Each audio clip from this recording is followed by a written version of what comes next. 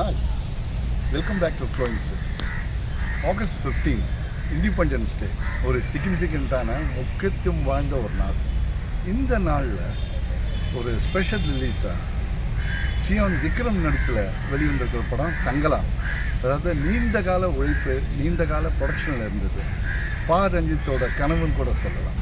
இந்த படத்தை பற்றி நம்ம ஒரு திருநாவுக்கு போகிறதுக்கு முன்னால் 2006 மெல் கிப்சன்கிற ஒரு ஆஸ்திரேலியன் ஆக்டர், அதாவது மேட்மேக்ஸ் சீரீஸில் அவர் ரொம்ப புகழ்வாய்ந்த நடிக்கிறார்.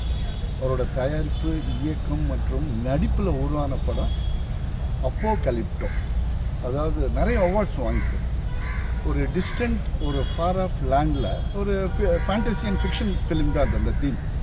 அங்கே மாயா கம்யூனிட்டின்னு ஒரு ட்ரைபல் பீப்புள், அவங்களோட வாழ்க்கை வழிமுறை, சுற்றி இருக்கிற த பவர்ஸ் தட் பி, அதாவது ஒரு கவர்மெண்ட்டு, அரசாங்க அதிகாரிகள், லோக்கல் பிஸ்தா பெரிய ஆள் அது மாதிரி இருப்பாங்க இல்லையா, அவங்களோட கண்காணிப்பில் அவங்க அவங்களோட ஆக்கிரமிப்புக்கு உட்படுத்தப்பட்டு உழைச்சி உழைக்கிறது, தங்களோட உயிர், பொருள், ஆவி, ரத்தம் எல்லாத்தையுமே அவங்களுக்காக, அந்த முதலாளிகளுக்காக செலவிடுறாங்க, வேர்வை சிந்துறாங்க.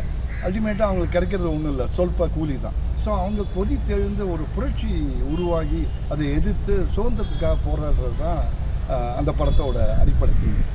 ஹிஸ்டாரிக்கல் அக்யூரசி அந்த படத்தை வரைக்கும் பர்ஃபெக்டாக செட் பண்ணியிருந்தார் மெல் கிப்சன். ஏன்னா ஆராய்ச்சி மற்றும் அதுக்குரிய பரிபாடங்கள் எல்லாமே அவர் டீப்பாக அனலைஸ் பண்ணி எடுத்திருந்தார். இப்போ பா ரஞ்சித்தோட படத்துக்கு வரும். சியான் விக்ரம் ஒரு படத்தில் ஒரு கதாபாத்திரத்தை அவர் தாங்கி ஏற்று நடிக்கும்போது அதுக்காக எவ்வளோ பிரயத்தனம் எடுப்பார், எவ்வளோ முயற்சி எடுப்பார், தன்னை வருத்திப்பார். இப்போ ரீசெண்டாக சொல்லணுன்னா சங்கரோட ஐ படம் ஒரு பிரமாதமான உதாரணம்.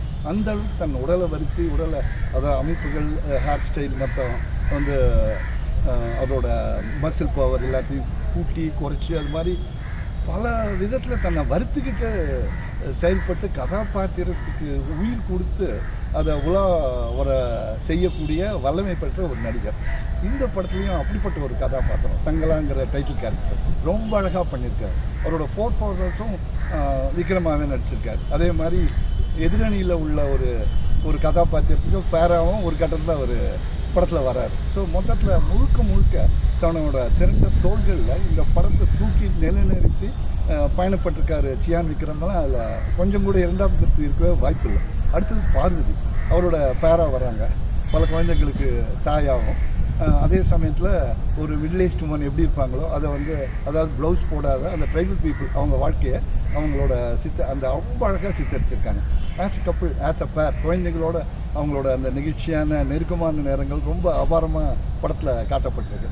இன்னொன்று வேற ஒரு எதிர்மறை கதாபாத்திரத்தில் மாளவிகா மோகனை நடிச்சிருக்காங்க. அவங்க ஒரு டால் ஆர்டர் ஆக்ட்ரஸ்ன்னு சொல்லலாம். நல்ல உயரமான நடிகை, ஒரு உயரிய நடிப்பும் கூட. ஸோ சிறப்பாக செயல்பட்டிருக்காங்க. கதை என்னன்னு பார்த்தோம்னா, இவங்க ஒரு ட்ரைபல் பீப்புள், மேப்பூர்னு ஒரு கிராமத்துக்கு இதில் கஷ்டப்பட்டுட்டு இருக்காங்க. பக்கத்தில் ஒரு பவர்ஃபுல் பிக் ஷாட் இருக்கார்.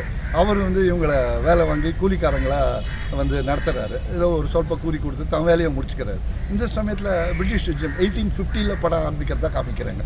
ஸோ அவங்க அங்கே ஏதோ கோல்டு இருக்குது, ஒரு மெக்கனாஸ் கோல்டு ஸ்டைலில் இவங்களெல்லாம் அந்த லோக்கல் பீப்புள் அழிச்சிட்டு போய் அதை எக்ஸ்ப்ளோர் பண்ணி அதை எடுத்துகிட்டு இவங்களையும் ஏமாற்றி அடித்து வச்சுட்டு கொண்டுட்டு அதோட அவங்க போயிடலான்னு சொல்லிட்டு அவங்க திட்டம். ஸோ இதில் எதிர்பாராத திருப்பங்கள் வருது.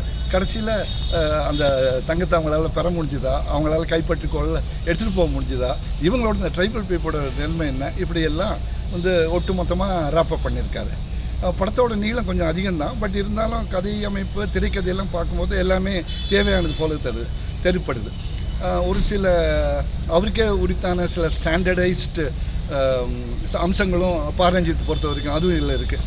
அதாவது ஒரு குறிப்பிட்ட ஒரு மதத்தை பற்றிய எதிர்மறை கருத்துக்கள், அப்புறம் வேறு ஒரு குறிப்பிட்ட மதத்தை பற்றிய பாசிட்டிவான கருத்துக்கள், அப்புறம் வேறு ஒரு 3வது மதத்தையும் இன்வால்வ் ஆகி அது ஒரு சிலை போல் காமிச்சு ஸோ அதை பற்றிய பரிமாணங்கள், அது மாதிரி தன்னோட கருத்துக்களையும் காட்சி அமைப்புகளை புகுத்தி அழகாக கொண்டு போயிருக்கார்.